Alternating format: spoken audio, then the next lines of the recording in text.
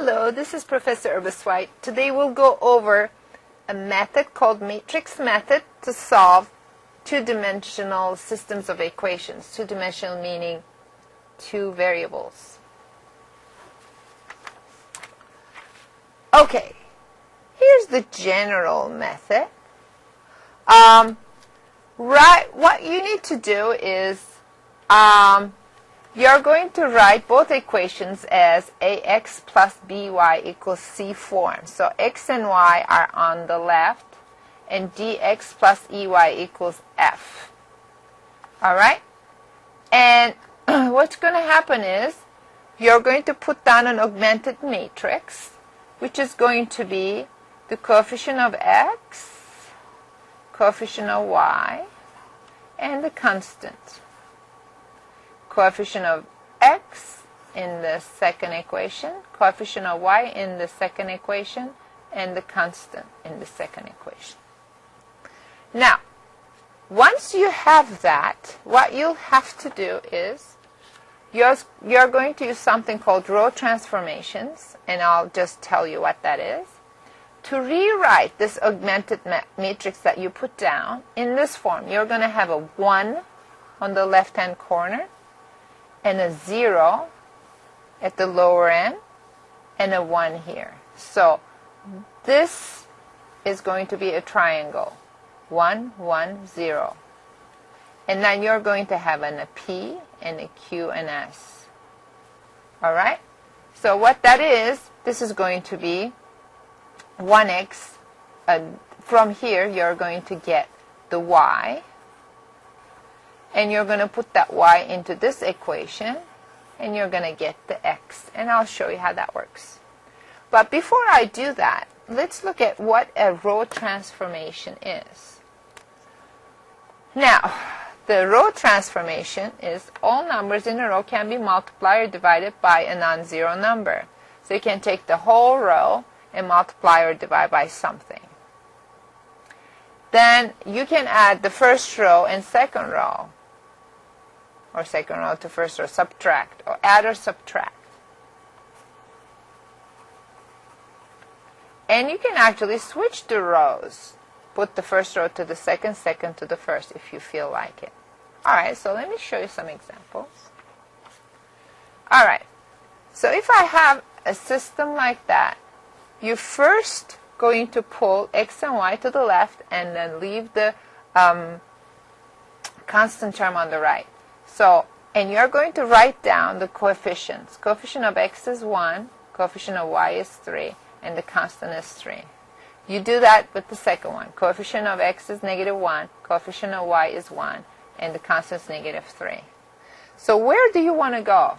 You want to do things to this so that you end up with some like that. You're going to have a 1 here, a 0 here, and a 1 here. And you're going to have some other numbers in there, but it is important you have 1 and 1 in the diagonal and 0 at the bottom. Now, let's look at that. I'm going to name these rows, R1 and R2. Now, since that 1, this is the order I do that. Do that first. Do this second. And do this third. Now, the first one is to have that 1 at the left-hand corner. Guess what? I already have that. Now, so that's done. Now, let's do the second one. Now, I need to zero this number. How am I going to do that? I can do this. Leave the R1 alone. I just write it. What I'm going to do is I'm going to add R1 and R2 and put it in R2. Look what that looks like. So leave R1 alone and add first and second, and you add them like that, and then put it in here. So 1 minus 1, that's 0. 3 plus 1, that's 4. 3 minus 3, that's 0. Does it make sense? Now what am I going to do? I want to go here. So it's 1, 0. This is supposed to be 1. So what am I going to do with that? So I will leave from here. I'm going to leave R1 alone. But what I'm going to do to R2 is I'm going to take and divide it by 4 and put it in R2 because I want to just 1 that number. So let's do that. So I have 133. Now 0, 4 divided by 4, that's 1. 0 divided by 4, that's 0. Guess what? Now I have it in the lower triangular form. So what you're going to do, you're going to take this row and you're going to go 0x plus 1y equals 0. 0x plus 1y equals 0. Now this one goes, and what do you have? Y equals 0. Oh, okay. Now I'm going to use that in the first row. What is that? 1x plus 3y equals 3. What does that mean? The y was 0, so it's 1x plus 0 equals 3. What does that mean? X equals 3. You actually ended up with a solution, and the solution is, let me write it here,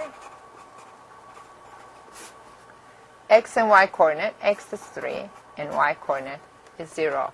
And I used the matrix method to solve this equation. Alright, so let's do. And this was a consistent system because I ended up with a solution. Okay, I didn't need this page. Let's look at this problem.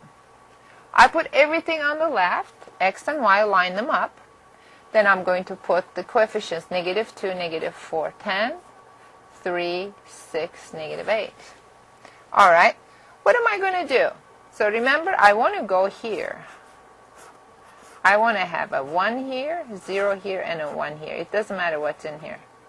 So I need to do a couple of things. So what I'm going to do is, I'm going to take my R1 and divide by negative 2 and put it in R1. That way, I will have 1 in here. So 1, negative 4 divided by negative 2, that's 2. 10 divided by negative 2, that's negative 5. And I'm not going to touch this second row yet. Now what I'm going to do, I'm going to take first row as is. Let's go here. Just leave it alone.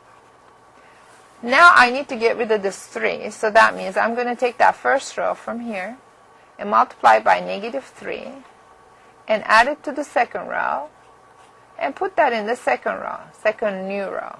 Okay, so let's do that. So I have 1, 2, negative 5. So multiply this by negative 3 and add to that, so that's going to give me 0. This by negative 3, that's negative 6, and add to that, that's 0. Negative 5 times negative 2, that's 10 minus 8, that's 2. Okay? Did I do that one right?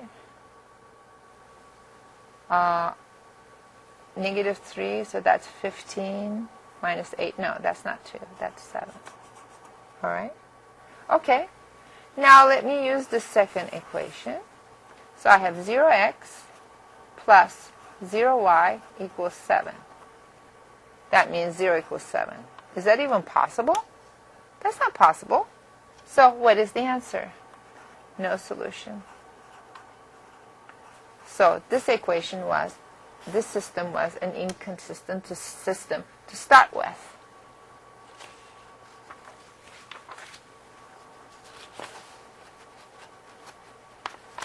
Okay.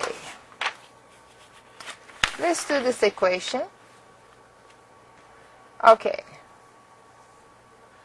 Negative 2, negative 4, 10. So I put the equations negative 2, negative 4, 10. I put 3, 6, negative 15. All right. So what am I supposed to do? The first one is I'm going to take R1 and divide by negative 2 and put it in R1 so that I have a 1 at the corner. Negative 2 by negative 2, that's 1. Negative 4 by negative 2, that's 2. 10 by negative 2, that's negative 5. And I'm going to leave this one alone. Okay.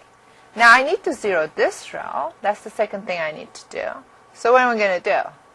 I'm going to go and I'm going to take my R1 and multiply it by negative 3 add it to the second row, and put all that in the second row. Write these steps so that you can go back and correct. So I'm going to leave the first row alone and fill with the second row. So 1 times negative 3 plus 3, so that's going to be 0. So this one is going to be negative 6 plus 6, that's 0 as well. And this one is 15, negative 15, that's 0. What the heck happened? So I have 0x plus 0y equals 0. Is that true? Yeah, that is true. And actually, I can make that happen all the time. I have infinitely many answers to this situation. What does that mean? Infinitely many solutions. And guess what? This was a dependent system to start with. And this is the end of the matrix method.